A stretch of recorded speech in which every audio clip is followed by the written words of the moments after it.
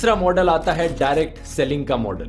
ये एफिलिएट और रेफरल से एक स्टेप और ऊपर चले जाता है। इस केस में आप लिटरली कंपनी के सेल्समैन की तरह बन जाते हो, डोर टू डोर जाते हो, लोगों के घरों में जाते हो, ऑफिस में जाते हो या फिर ट्रेन स्टेशन पर खड़े होकर लोगों को कोई प्रोडक्ट या सर्विस बेचते हो।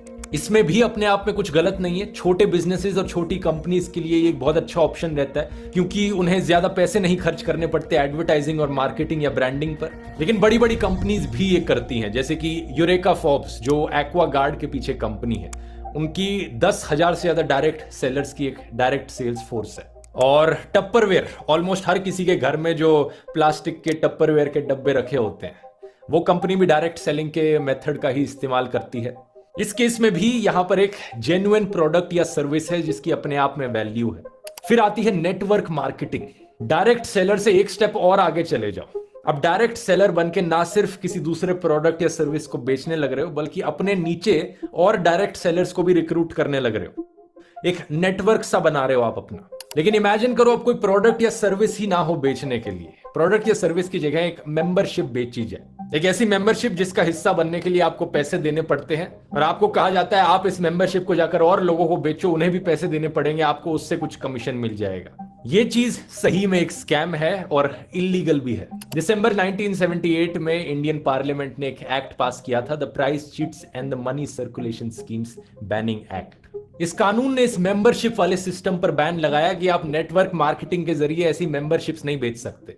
यहां पर कोई प्रोडक्ट या सर्विस होनी जरूरी है। लेकिन फिर कुछ कंपनीज ने स्कैम करना शुरू कर दिया लोगों को, बस नाम का प्रोडक्ट या सर्विस बेचकर। फॉर एग्जाम्पल, कोई कंपनी है जो यहाँ एक किट बेचती है साबुन, हेयर ऑयल और क्रीम की। इस किट की वैल्यू अपने आप में 250 रुपए है, लेकिन इसे बेचा जाता है 7,000 रुपए की कॉस्ट पर।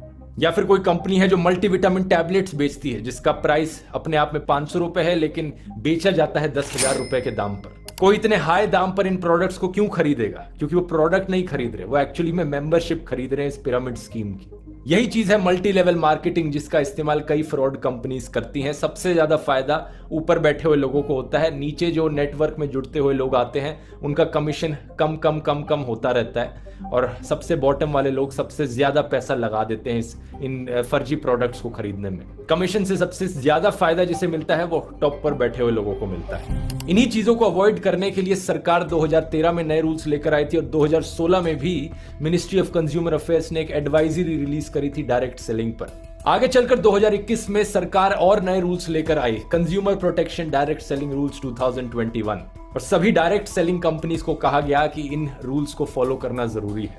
इन रूल्स में एक मेजर पॉइंट यह था कि डायरेक्ट सेलिंग कंपनी या डायरेक्ट सेलर किसी भी कस्टमर को यह कहकर परचेज नहीं करवा सकता कि आप दूसरे कस्टमर्स को लेकर आओ, उनको ये खरीदवाओ और आपका पैसा इस तरीके से वापस आ जाएगा। आप अगर कुछ बेच रहे हो तो ऐसा होना चाहिए कि ये प्रोडक्ट है, ये प्रोडक्ट अच्छा है, इसे खरीदो, आपके काम आएगा। ऐसा नहीं कि ये प्रोडक्ट है, आप इसे खरीदो और इसे औरों को बेचकर आप पैसे कमा सकते हो। प्रोडक्ट को अपनी वैल्यू के बेसिस पर बेचा जाना चाहिए।